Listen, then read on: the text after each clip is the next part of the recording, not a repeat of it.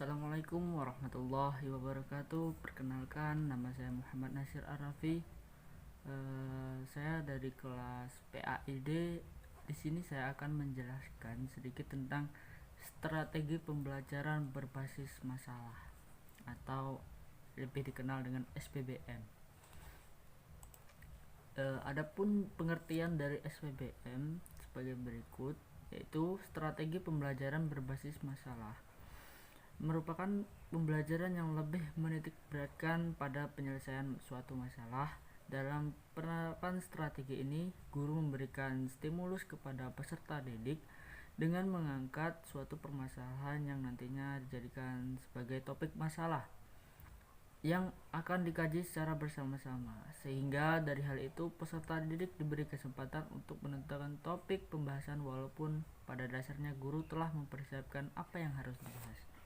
Maksudnya di sini adalah strategi pembelajaran berbasis masalah itu siswa diberikan tugas oleh guru untuk meneliti suatu masalah dan memecahkan suatu masalah tersebut atau mencari solusinya, sehingga murid dapat melatih mentorik mereka. Kemudian adapun karakteristik dari SPBM, yang pertama merupakan rangkaian aktivitas pembelajaran, artinya ada implementasi dalam sejumlah kegiatan yang harus dilakukan oleh siswa. SPBM ini tidak mengharapkan peserta didik hanya sekedar mendengarkan, mencatat, kemudian menghafal materi pelajaran, akan tetapi para siswa aktif berpikir, berkomunikasi, mencari dan mengolah data, dan akhirnya menyimpulkan. Yang ketiga, aktivitas pembelajaran diarahkan untuk bisa menyelesaikan masalah. Artinya SPBM menempatkan suatu masalah sebagai kata kunci dari proses pembelajaran. Artinya tanpa masalah maka tidak mungkin ada proses pembelajaran. Kemudian yang ketiga, pemecahan suatu masalah dilakukan dengan menggunakan pendekatan berpikir secara ilmiah.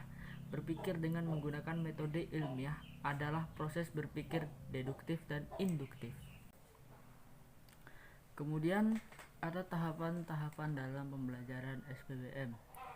Yang pertama, menurut John Dewey, seorang ahli pendidikan berkebangsaan Amerika, yang pertama perumusan masalah, yaitu langkah peserta didik menentukan masalah yang akan dipecahkan. Artinya masalah tersebut dirumuskan siswa sebelum tahapan selanjutnya. Yang kedua, penganalisisan masalah, yaitu langkah peserta didik meninjau masalah secara kritis dari berbagai sudut pandang. Artinya masalah yang diberikan oleh guru itu dianalisis terlebih dahulu oleh siswa. Kemudian terdapat beberapa kritis tentang berbagai sudut pandang dari siswa tersebut. Kemudian yang ketiga, perumusan hipotesis, yaitu langkah peserta didik merumuskan berbagai kemungkinan pemecahan sesuai dengan pengetahuan yang mereka miliki. Yang keempat, mengumpulkan data, yaitu langkah peserta didik mencari dan menggambarkan informasi yang diperlukan untuk pemecahan masalah. Artinya siswa mencari data terlebih dahulu untuk menggambarkan seperti apa masalah tersebut dalam mencari solusinya. Yang kelima, pengujian hipotesis, yaitu langkah peserta didik mengambil atau merumuskan kesimpulan sesuai dengan penerimaan dan penolakan hipotesis yang diajukan. Yang keenam, perumusan rekomendasi pemecahan masalah, yaitu langkah peserta didik menggambarkan rekomendasi yang dapat dilakukan sesuai hasil pengujian hipotesis dalam rumusan kesimpulan. Artinya setelah semua langkah-langkah penelitian tersebut, siswa merumuskan dalam solusi yang mereka simpulkan. Artinya disimpulkan berbagai solusinya seperti apa gitu. Kemudian selanjutnya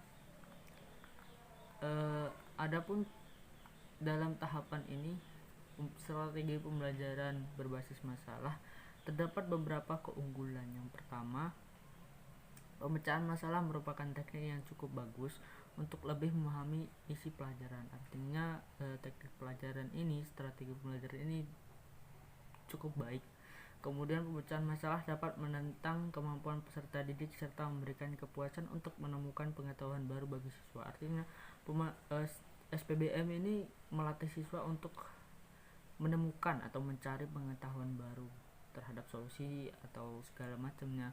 Kemudian pemecahan masalah dapat membantu peserta didik bagaimana mentransfer pengetahuan mereka untuk memahami masalah dalam kehidupan mereka. Artinya SPBM ini juga melatih untuk mereka kelak di masa depan dapat melatih untuk mencari solusi atas masalah yang mereka hadapi nantinya. Kemudian pemecahan masalah dapat membantu masalah bisa memperlihatkan kepada peserta didik bahwa setiap mata pelajaran matematika, IPA, sejarah, dan lainnya itu pada dasarnya merupakan cara berpikir dan sesuatu yang harus dimengerti oleh peserta, bukan hanya sekedar belajar dari guru atau dari buku-buku saja. Artinya maksudnya di sini pemecahan masalah, segala pelajaran itu merupakan buah pikir dari pemikiran kritis yang dimiliki oleh siswa, bukan hanya mengikuti guru sesuai dengan pelajaran. Kemudian pemecahan masalah dianggap lebih menyenangkan dan disukai peserta didik. Artinya SPBM ini merupakan strategi yang cocok untuk siswa dalam beberapa kasusnya. Pemecahan masalah dapat mengembangkan kemampuan peserta didik untuk berpikir kritis dan mengembangkan kemampuan mereka untuk menyesuaikan dengan pengetahuan baru. Artinya SPBM ini juga dapat menyesuaikan mereka para siswa untuk mencari atau mendapatkan pengetahuan baru. Kemudian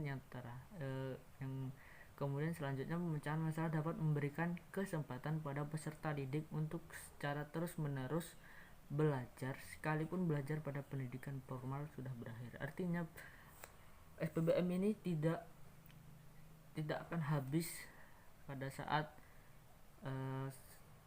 sekolah SMA berakhir. Artinya SPBM. Kemudian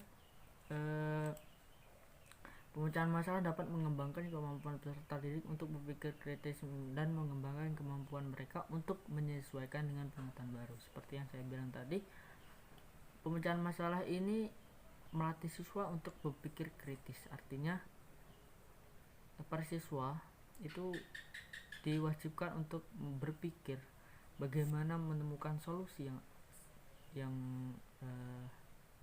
cocok, yang baik untuk masalah yang mereka hadapi. Kemudian yang terakhir, pemecahan masalah dapat memberikan kesempatan pada peserta didik untuk secara terus-menerus belajar sekalipun belajar pada pendidikan formal sudah berakhir. Seperti yang saya bilang tadi ya.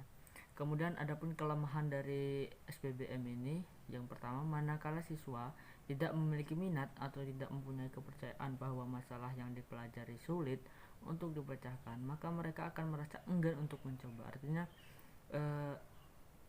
dalam tahapan-tahapan hendaknya guru dalam memberikan strategi pembelajaran berbasis masalah itu diberikan yang lebih mudah terlebih dahulu, kemudian meningkat sesuai dengan pemikiran mereka. Takutnya mereka akan merasa bosan atau merasa enggan untuk merasa bosan masalah itu untuk dipecahi. Kemudian keberhasilan strategi pembelajaran melalui problem solving membutuhkan cukup waktu untuk persiapan. Artinya dalam pembelajaran ini butuh waktu untuk persiapan, mencari masalah ataupun hipotesis segala macam. Kemudian tanpa pemahaman mengapa mereka berusaha untuk memecahkan masalah yang sedang dipelajari, maka mereka tidak akan belajar apa yang mereka ingin pelajari. Artinya tanpa adanya suatu pengetahuan untuk memecahkan masalah, mereka tidak akan belajar apa yang ingin mereka pelajari. Jadi hendaknya guru memberikan contoh terhadap solusi seperti apa yang harus dihadapi ketika menghadapi suatu masalah. Cukup sekian presentasi dari saya akhiri. Wassalamualaikum warahmatullahi wabarakatuh.